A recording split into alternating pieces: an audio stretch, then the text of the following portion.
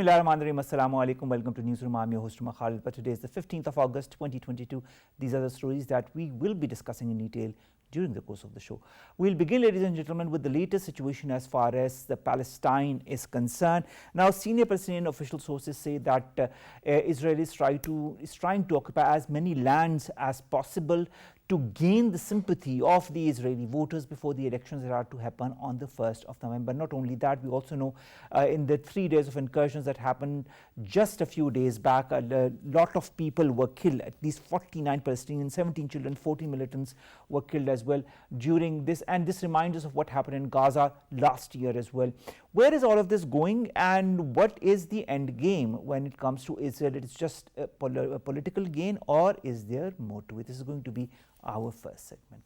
Our second story, ladies and gentlemen, concerns the monsoon rains and the effect, the devastating effect that it has had on different areas of Pakistan, especially Balochistan. Now, our Prime Minister Shahbaz Sharif Saab also presided over a meeting of the flood committee in which it was decided that 50,000 rupees will be given to affectees in 3 days' time under the Benazir Income Support Program. This and so many more efforts are being made by the government, by the authorities, by the NDMA, and we will be discussing that in detail in our second segment. Our third story, ladies and gentlemen, concerns what happened in Egypt in the Coptic church, in which many people lost their lives due to an unfortunate fire that engulfed the Coptic church. Now, the Prime Minister of Pakistan, Shahbaz Sharif Saab, as well as the government, have extended their heartfelt condolences on the demise of the people in this Coptic church in Egypt. Our fourth story, ladies and gentlemen, concerns the Independence Day of India that is being taken as a black day by all who are in Indian illegally occupied Jammu and Kashmir and in Azad Jammu and Kashmir as well, to reiterate their demand for their right to self-determination, and also about all the barbarities that the Indian government has been perpetrating on the people in Indian illegally occupied Jammu and Kashmir, including the abrogation of Articles 370 and 35A. Then finally, we'll be talking about the first locally produced electric car in Pakistan from the collective efforts of universities and the private sector. This was launched in Karachi on Sunday, and of course it goes on a long way as far as Pakistan becoming independent as far as the manufacturing of electric cars in the country is concerned. So of course a very good effort, and we hope that it will reap fruit by 2024. Let's begin with our first story, and that concerns Palestine, Israel, and the, of course, barbarities and the enhancement as far as the activities to occupy more and more land is concerned. Is it because of the elections that are to be held on the 1st of November? Is there more to it? More in the following report.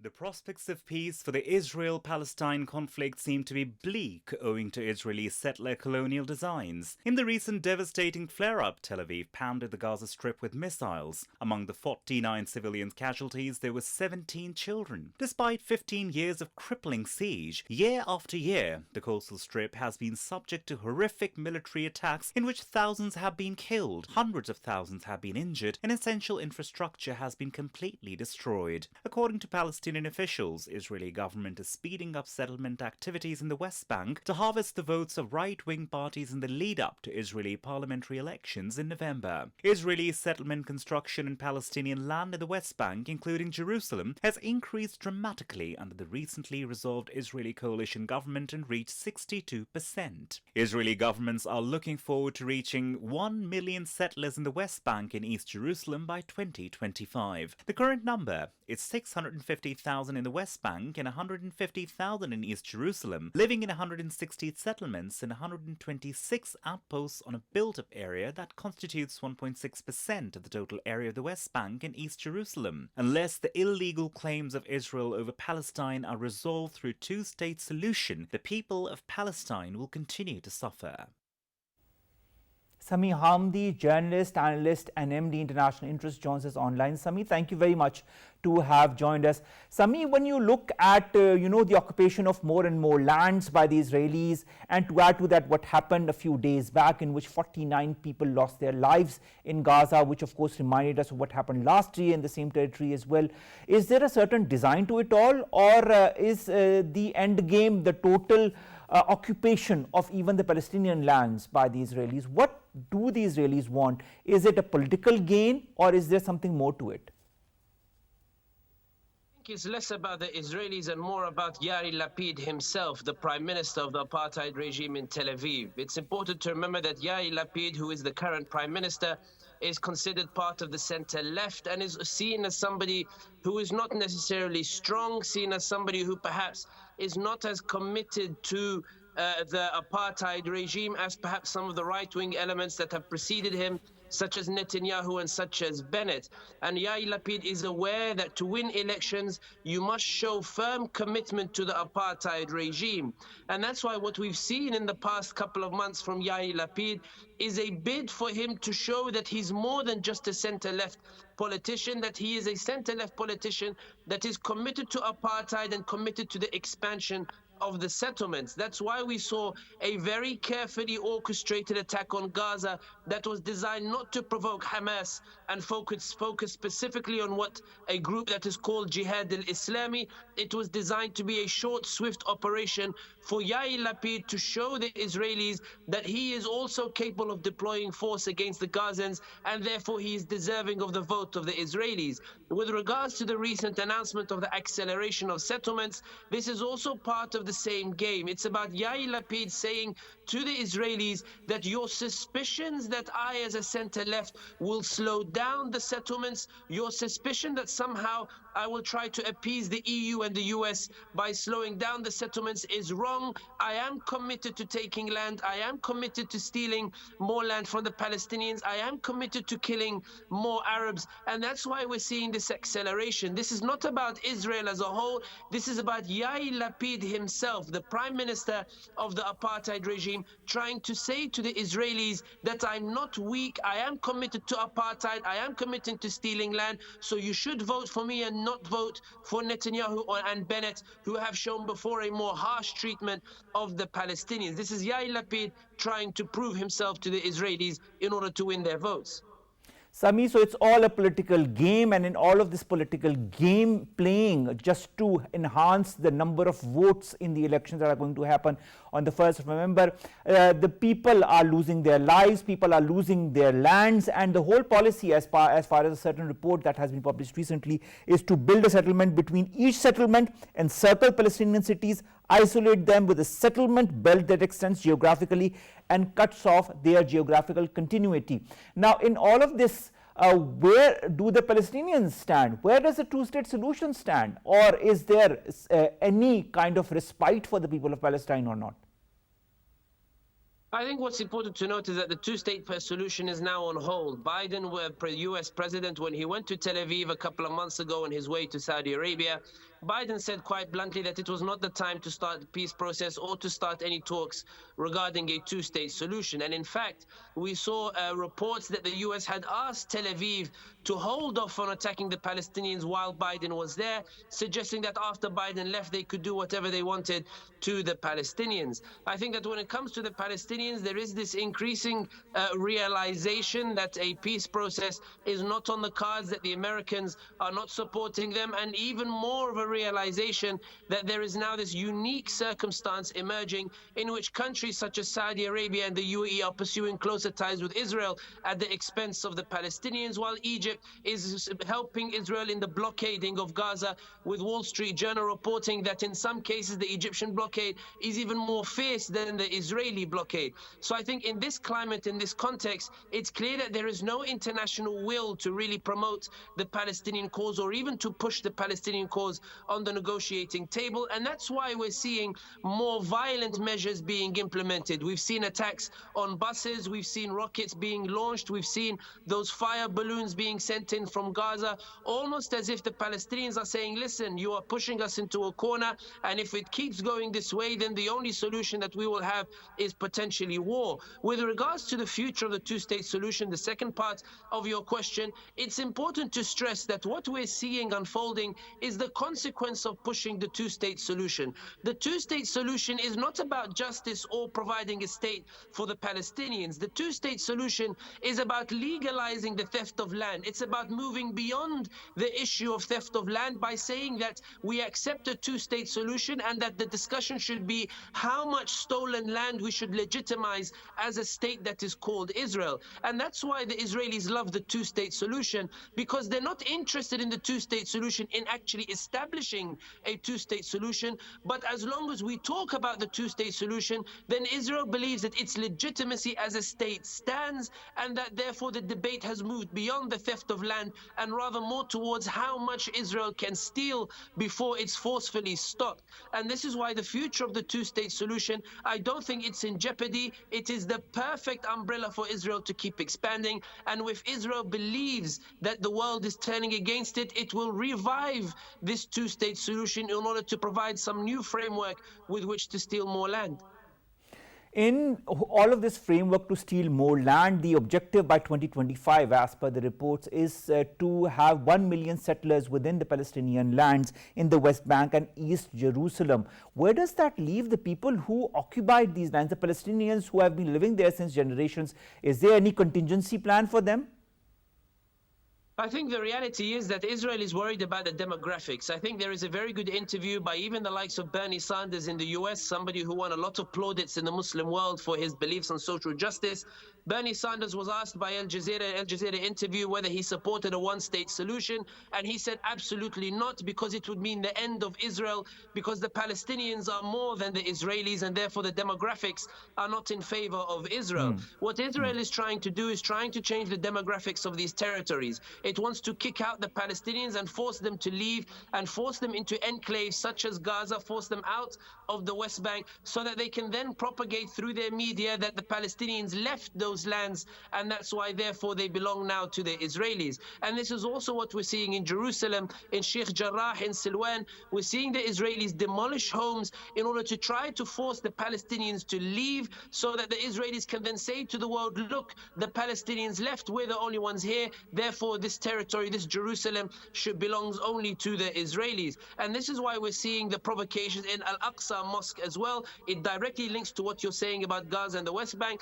This is why we're seeing provocations in Al-Aqsa. The aim is to frustrate and make the lives of the Palestinians so unbearable that they willingly leave, because the Israelis are struggling with regards to the narrative, given that the last war, they lost the war on the narrative. Now Amnesty is using words such as apartheid, Human Rights Watch is using words such as apartheid. Israel is finding it difficult to force the Palestinians out, and therefore it's seeking to make life unbearable for them, so that the Palestinians simply hand over Jerusalem. But here is where we see the bravery of the Palestinians. The Palestinians have not moved an inch. They are not leaving. They are not leaving their homes. They are not accepting the demolition of their homes. They're taking to social media and delivering their narrative, to the extent that Benny Gantz, the Israeli defense minister, had a meeting with Facebook, TikTok, and Instagram and pleaded with them to stop the Palestinians from propagating their narrative, because it was having an impact on political discourse and having an impact on the extent to which even the United States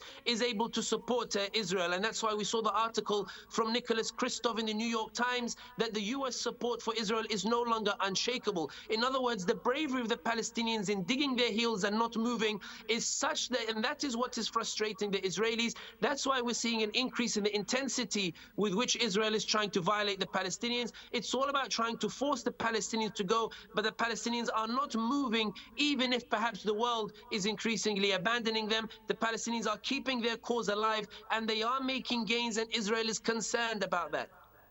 All right, Sami, you know, in all of this resolve and this huge aggressive resolve also by the Palestinians to stand on their ground and not to bow down to the Israeli pressure or the pressure tactics, one or the other, to which extent do you feel the Palestinians will continue to stand their ground? Is there any tipping point in your point of view? And before that tipping point, with all the articles that you yourself said the New York Times is publishing and all the human rights organizations that are openly talking about the barbarities of the Israelis towards the Palestinians, do you feel some kind of tilt might happen in the West as far as this current situation is concerned? Or do you feel this is going to be continuously in one single direction till, I don't know, to which end? I mean, this is what I'm trying to understand. Where is all of this going? To which extent will all of this go?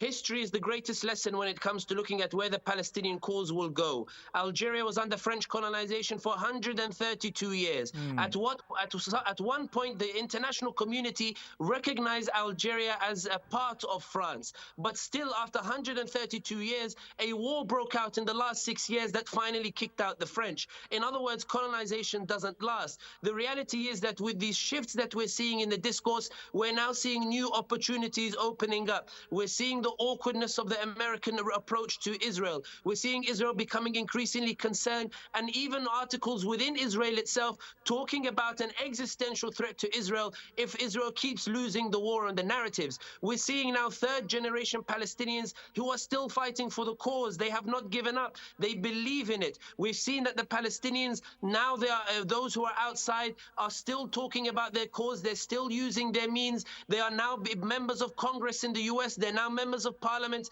in the UK. They're now promoting their message. They're influencing, they're lobbying. They're making a huge difference. I think when it comes to the tipping point, I think certainly the trajectory is going towards one in which Israel will have either one of two choices. Either it gives the rights to the Palestinians and we have a one-state solution, and Palestine takes back its land democratically by becoming the majority in the Knesset, or a war of independence in which Palestine essentially, as a result of the changing tides in the world, as a result of something similar to what we saw with South Africa, when the world found it could no longer support the apartheid regime and Nelson Mandela became the president of South Africa after decades of activism and trying to push back against apartheid. We saw how the world opinion shifted in South Africa. There's no reason why it won't happen in Palestine. I think the world opinion will shift. It will continue to shift, irrespective of the stance of the Muslim world, whether they support the Palestinian cause or not. I think what is abundantly clear is that what we're seeing is that we're moving towards the state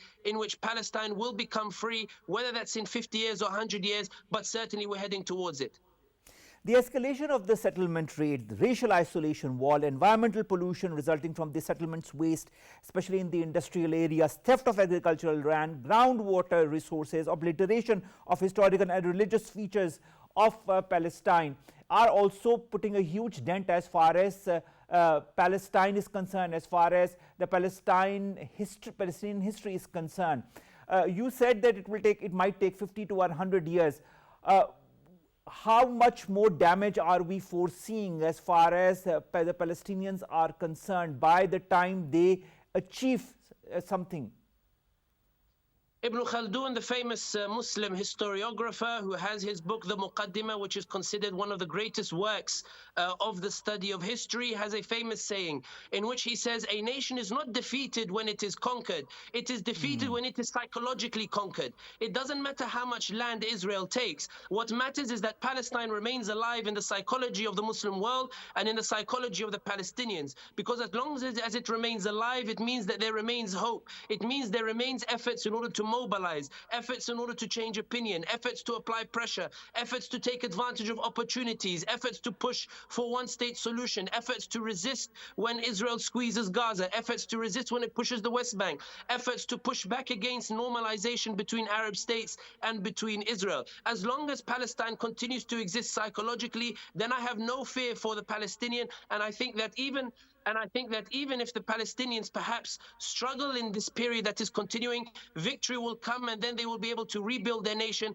That is the nature of human beings. We adapt and we're always able to rebuild from the ashes. Palestinian remains alive in the Muslim consciousness and it will continue to remain alive.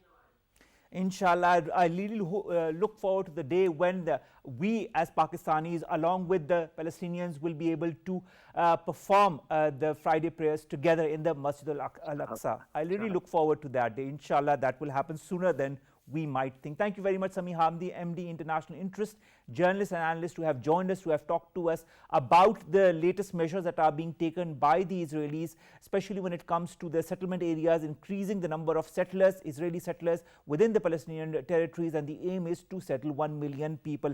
There is a political angle to it, but there is of course more to it, and the Palestinians stand their ground and are not budging despite the pressure that Israel is perpetuating on them.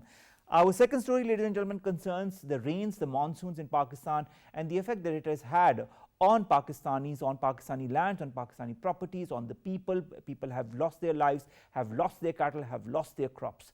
The government is doing its utmost as far as bringing about measures to help the people. More in the following report.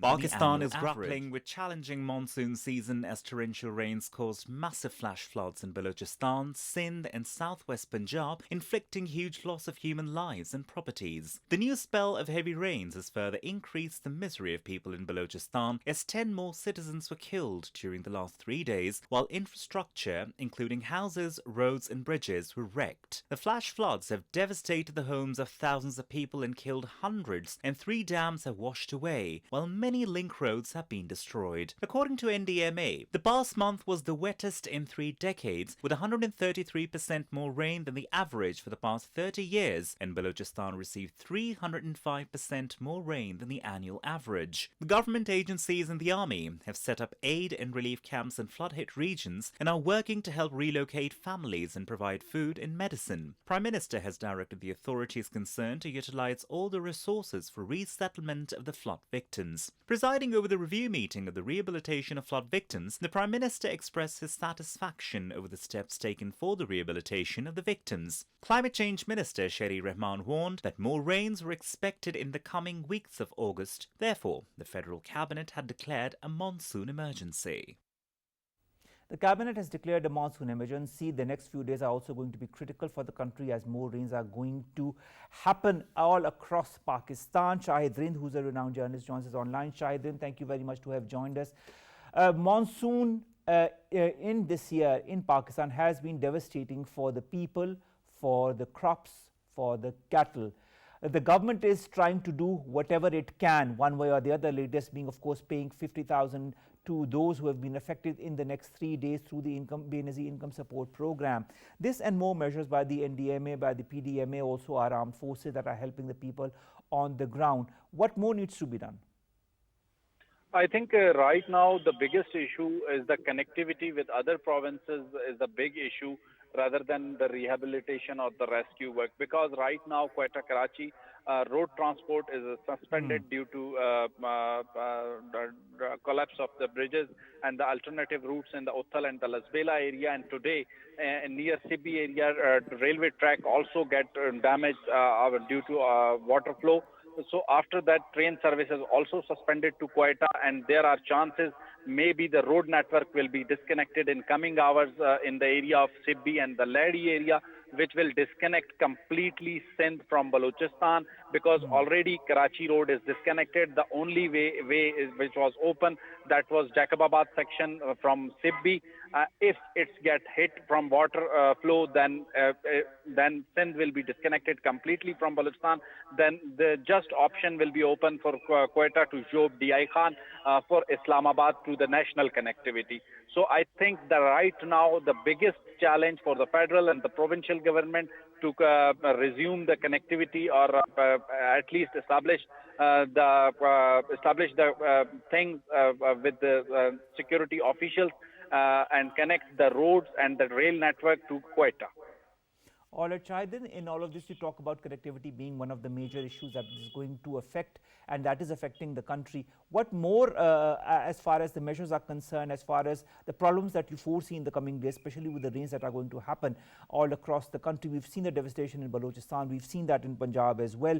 We've also seen the resolve by the federal government as far as helping the people in Balochistan. Also in Punjab, where the Chief Minister has directed to expedite relief operations in the flood-hit areas of DG Khan and Rajanpur. Is the government, the provincial government, the federal government, do they have enough resources to cope with the devastation that this monsoon rain has caused and could cause? I think which monsoon spell hits Balochistan, it's not hit in last 30 years. This breaks all the records. But as far as the performance of the federal government is concerned, Prime Minister and the NDMA, they are doing their utmost efforts to rehabilitate the people and relief and the rescue work. But the issue is on the provincial government side, and as per my information today in the video meeting, Chief Minister of Balochistan demanded 15 to 20 billion rupees for the relief, rescue and the rehabilitation work in Balochistan. Federal government is trying to compensate the victims of the flood and the monsoon spell. And because of this, Prime Minister today approved 50,000 rupees through Benazir Income Support Program and the NDMA. It will help a lot to the flood affected victims. But the issue is, the main issue, their homes are destroyed, their villages are completely damaged, homes are completely their crops, damaged. their cattle. Their crops, their cattle, and the basic issue is Balochistan is a land of a shepherd. Everyone have the livestock and the agriculture. So if these things are damaged, it means they will suffer in coming months.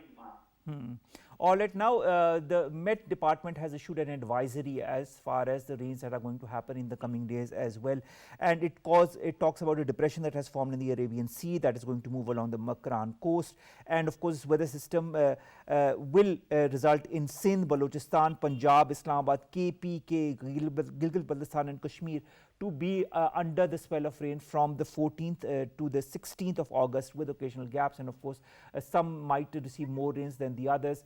Under the whole circumstances, the situation that we've seen the country grapple with, do you feel the people can take corrective measures in order to maybe prevent more loss of crops or cattle or lives? Umar, as far as this thing is concerned, I think those areas which are badly hit, like Lasbela and Nasirabad and Jafrabad nearest and Jalmaksi areas, which are under water right now, if they face any other spell of monsoon, then it will be very badly, which impact their life, because they have no shelter right now other than tents. And if they face again the rains and the floods, it will be very disturbing for them. And in coming days, provincial government is not in a capacity to overcome this situation within hours and days. All right, but Shahid, do you believe that the people themselves can take corrective measures until such time that the provincial government can do the needful? Especially, I'm talking of the coming rains, the upcoming rains that are going to affect people's lives even more in the coming, in Balochistan, in Punjab, and elsewhere. I think the main issue is awareness. We not aware our people to face this kind of situation.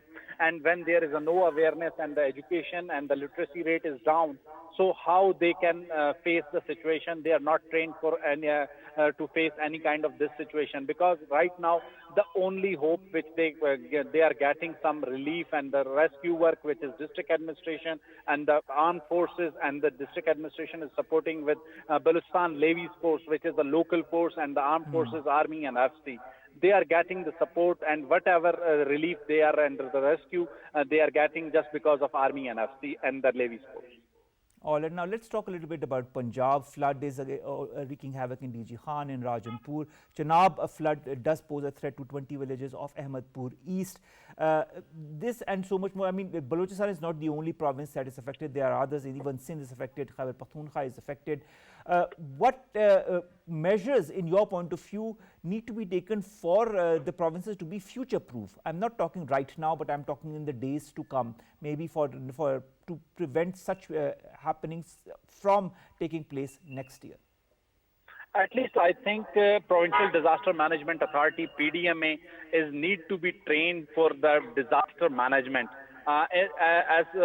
In my opinion, PDMA is serving here like a utility stores corporation of Pakistan. They are not managing the disaster. They are just supplying the food and the grocery items to the flood victims and the tents. This is not their basic job. Their basic job is to manage the disaster in relief and the rescue work. They don't have the boats. They don't have the swimmers who can save the families. All right, Shahid, in the advisory that has come from the Met Department, there is also all the relevant concerned departments, ministries, provincial governments, PDMAs, GDBMAs, STMAs, ICT administrations are advised to tell the people on what kind of measures need to be taken. You said that there is a lack of, information or proper education on how to deal with such events. Do you feel the time is right now for all of these departments to take these measures, to go to the people one way or the other, directly or indirectly, to tell them what measures need to be taken? I think these measures need to be taken for the future, because right now there are people who are suffering from the rains and the flood situation. They are not in a position to learn how to deal with the situation, because whatever is coming, whatever they are facing it. For future, PDMA and the NDMA needs to train the district administration, especially the PDMA human resource, to how to handle this kind of situation in any disaster, like it's earthquake or a flood or any kind of disaster. They need proper training of relief, rescue, and the rehabilitation, not behave or perform like a utility stores corporation of Pakistan. That's interesting because the advisory by the Met Department talks about various measures, and I'd just like to point out some of them. Avoid unnecessary movement in areas that are affected by the floods, evacuation plan of at-risk communities, and timely evacuation of the people, risk and consequent danger of submerging of vehicles, alerting masses lying in low-lying areas to exercise extra caution, including community-based alert system. I think that's a very good idea.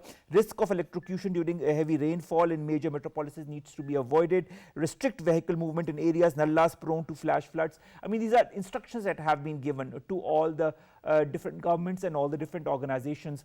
Is it have these instructions been given in due time, or do you feel this is for the future, not for these coming rains? I think the situation, whatever the instructions you have discussed right now, the issue is where we are facing this kind of flash floods and the rain situation, where people are living, they are illiterate, literacy level is low, they have no access to television and the internet and the other things. How can they aware which kind of disaster they are facing in coming days? So I think for the future they need to plan it. Right now, whatever is happening, the relief and the rescue and the rehabilitation is the responsibility of district administration and the armed forces, Pakistan Army and Frontier Corps, Balochistan and the Balochistan Levies Force. Talking about the Balochistan Levies Force and the Frontier Constabulary and the Pakistan Army, how would you rate all the work that have been done 24/7 for these rains? And of course, they are will also be there on the front line in the rains that are going to affect the country in these coming days. I think in any case of the situation, army need to be the last line of defense, but we always use it as a first line of defense. Army and the Frontier Corps is on a second position, who are serving here right now, and the Balochistan Levies Force, which very beautifully work in this disaster, at least after the training from Pakistan Army. I think before that, Levies' performance was not that much good, as we have seen in earlier disasters, in the earthquakes and the floods a few years back. But right now, Levies' forces are trained, and they are facing the situation, and the district administrations, deputy commissioners and the assistant commissioners, they are trying their best. But the issue is on a political side. We don't have the political ownership. Provincial ministers and the member provincial assemblies are not in their areas and not leading the relief and the rescue work, which is I think their responsibility. All right. One of the instructions has also been given to the fishermen who are along the Pakistan coast to avoid activity during this time. Do you feel the fishermen, for example, on the coastal areas have seen the devastation that has happened in the last few days? Do you feel they once bitten, twice shy? Will they be wary of going to the coastal areas, especially in these days? I think as far as the fishermen community is concerned, they are well aware because of these kind of situations and the storms and the weather conditions. So I think there is also a practice with Fisheries Department and the Marine Fisheries Department. So they will try to stay away from the seas in this situation. All right, Shahid, also, the fact remains that we've seen a huge incident that happened in Murree a couple of months back, in which many people lost their lives when there was huge, traffic going towards Murree because of a snowfall. Now, again, there was snowfall recently in Murree and other areas. I'm just talking of under this current situation of heavy rainfall, of flood-like situation that could happen. Shouldn't the commuters also be more responsible? I think we as a people, we know the situation and we are seeing it. It's not easy to travel on the roads current situation. So we need to stay away from the traveling in these days on the national highways, especially in the mountainous areas. And I think in Balochistan right now, district administration's biggest challenge is to stop people traveling unnecessarily and daily. I'm watching the Deputy Commissioner Bolan and the other areas who are right now badly affected. They are issuing advisories and closing the main national highways in the night timings to secure and save the people. So I think that's their responsibility and they are trying their best. At least we as a people and we as the masses need to agree with the situation and try to stay away from this kind of traveling. How important is the role of the Rescue 1122, the fire brigade, civil defense as well under these circumstances? We don't have the Rescue 1122 in the Balochistan, and the fire brigade is just in Quetta, not in the interior of the Balochistan. But in the meantime, we have medical emergency response centers which were established by the provincial primary health care initiative PPHI under the provincial government of Jam Kamal, which is, I think, right now giving the services to the people which are traveling on the national highways, and even they are giving services to the neighboring areas where they have their station. And one thing which is most important, PIMS hospital team is right now is based in Las Bela, and they are providing the services to the flood affected people. All right.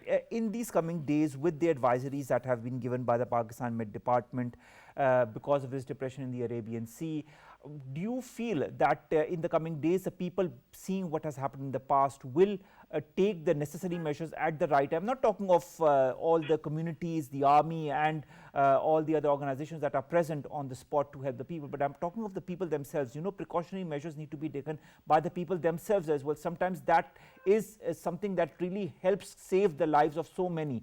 Do you feel we are, how should I say, understanding the situation under the current circumstances of the monsoon in Pakistan, of the devastation that it could cause again like it has caused before?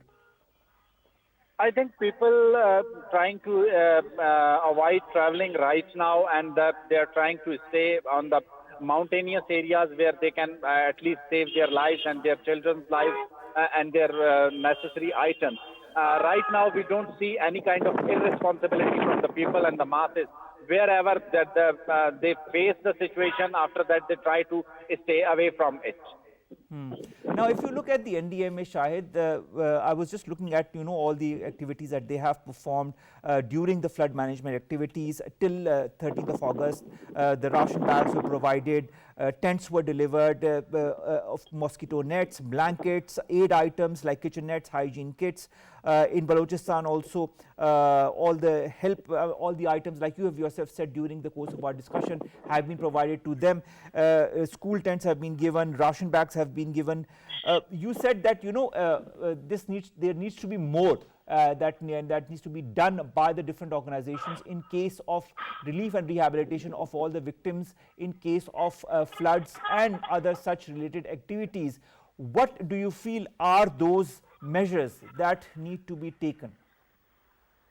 I think right now the biggest challenge is the connectivity with interprovincial connectivity is the biggest challenge, and that needs to be sorted out as soon as possible, because if any kind of situation, if you wish to shift anything from Lahore to Quetta and from Karachi to Quetta, for that purpose you need at least road connectivity, because due to bad weather flights are continuously disturbed. So in this situation, interprovincial connectivity through road network and through train network, that need to be restored as soon as possible. After that, NDMA is trying to provide each and everything to provincial government, and federal government is also supporting. But at the end of provincial government, there is a lack of political ownership. Provincial assembly members and the national assembly members and the senators who are the elected representatives from Balochistan, they are missing from the scene, which is, I think, a very odd thing. All right. Thank you very much, Shahid Rind Saab, to have joined us, to have talked to us about the current situation as far as the monsoon rains are concerned, the devastation that it has caused and could cause in the coming days, as there is a depression that has been caused in the Arabian Sea, and that might result in more rains in these coming days, and so people need to be extremely careful, vigilant, whether it be in Balochistan, whether it be in Punjab, whether it be in Azad Jammu and Kashmir, Gilgit-Baltistan, Khyber Pakhtunkhwa. We have seen how the floods have wreaked havoc in Punjab as well, in different areas of Punjab. And of course, the need is for all the organizations to come together and to work in tandem in order to avert any more incidents from happening due to these floods. Let's come to our last three stories very quickly. The first concerns the Egypt church fire. An electrical fire that swept through an Egyptian Coptic Christian church during Mass on Sunday caused a stampede, killed at least 41 people, most of them children. Many suffered from smoke inhalation. As a result of that, of course, the people who lost their lives, this is a tragedy for a country such as Egypt. And whether it be our Prime Minister Shahbaz Sharif Saab or our government, both have extended their heartfelt condolences on the unfortunate demise of so many citizens, especially the children. The government and people of Pakistan have extended their heartfelt condolences. The Foreign Office has issued a statement. Our Prime Minister has also expressed grief over the loss of lives in this tragic fire incident. And on behalf of the people of Pakistan, our Prime Minister has extended his condolences to Egypt's President Abdel Fattah al-Sisi and families of the deceased. And of course, he also prayed for the swift recovery of those who were injured. And so do we. Our next story concerns the Indian Independence Day that is being held today, and Kashmiris on both sides that are celebrating this day as a Black Day. And the Kashmiris, whether it be in Azad Jammu and Kashmir or in illegally occupied Jammu and Kashmir, are reminded on this very day of the atrocities that the government of India and the forces of India are perpetrating on the hapless people in Indian illegally occupied Jammu and Kashmir, denying them all definite human rights that they are entitled to, and not giving them their rights to self-determination that they have been demanding since decades, for which so many resolutions have been placed in the United Nations. Different human rights organizations have been calling for these human rights abuses in illegally occupied Jammu and Kashmir, and also the abrogation of Articles 317-35A that have further caused havoc for the people in Indian illegally occupied Jammu and Kashmir. Adding to that, the different laws that are being put into place to further aggravate the situation for the Muslims who are in a majority in the illegally occupied Jammu and Kashmir. So the 15th of August for the people in Kashmir is a sad day because it reminds them of all the barbarities and atrocities that the Indian government and the Indian forces are perpetrating on them. And finally, ladies and gentlemen, on a good positive note, we'll talk to you about the first locally produced electric car that has been launched in Pakistan, in Karachi rather, on Sunday. This is of course a collective effort of a foundation, university and the private sector. This car is being named NURE75. You have seen the pictures in the parallel window, and this is going to be available to the public in late 2024. Its battery pack has been developed at the NED University of Engineering and Technology. It is going to be equipped with advanced features. The car is also likely to be exported to other countries. The chargers for these vehicles are being developed by the Sir Syed University of Engineering, and all the components of this car, this is very interesting, are being developed in Pakistan, and the design for this car has been created by the National College of Arts, otherwise known as the NCA. This car is going to be able to cover a distance of 210 kilometers at a speed of 120 kilometers per hour after charging for 8 hours via a 220 volt connection. This is excellent news for Pakistan. We are equipped with so many not only the brains but the technologies to put things into action, and this car that is now being put into production is just one of the so many examples of the intelligence that the youth and the people in our country have in order to bring Pakistan on the top as far as the Committee of Nations is concerned. Together we can, together we will, inshallah. With that, we come to an end of today's newsroom. We'll see you inshallah tomorrow with new segment stories that pertain to us, you in Pakistan. Stay safe, follow the SOPs, get yourselves vaccinated. Allah Hafiz.